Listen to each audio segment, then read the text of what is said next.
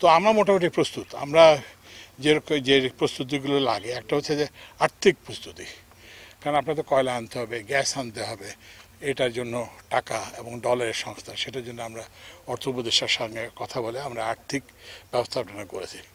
তারপরে আপনি জানেন যে এই পাওয়ার প্ল্যান্ট একটা মেনটেন্যান্সে যায়, এগুলো না যেমন ধরেন কয়লার পাওয়ার প্ল্যান্ট কিংবা কী বলে গ্যাসের পাওয়ার প্ল্যান্ট, এগুলো একটা মেনটেন্যান্স, অ্যানুয়াল মেনটেন্যান্স। তো সেই অ্যানুয়াল মেনটেন্যান্সগুলো আমরা আমরা করে ফেলছি।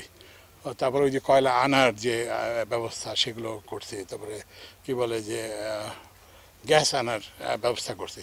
তো আমাদের যে ব্যবস্থা আছে সেটা হচ্ছে যে আমরা যদি জনগণ থেকে সহযোগিতা পাই আপনাদের মাধ্যমে, তাহলে কিন্তু আমরা মনে করি না যে এই রমজানে লোডশেডিং প্রয়োজন হবে। ইভেন রমজানের পরেও যখন বাড়বে তখন আবার লোডটা কমে যাবে, ইরিগেশন লোডটা আস্তে কমে যাবে।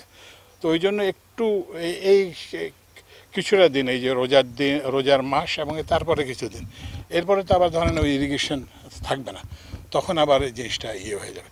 তো ওই জন্য আমরা মোটামুটিভাবে আশা করি যে আমাদের যদি সবাই যদি সহযোগিতা করে, ভাগ্য যদি সহায়ক হয়, হঠাৎ করে একটা পাওয়ার প্ল্যান্ট বন্ধ হয়ে যেতে পারে, এরকম কোনো যদি না হয় তাহলে আমরা আশা করি যে বিদ্যুতের সমস্যা হবে না।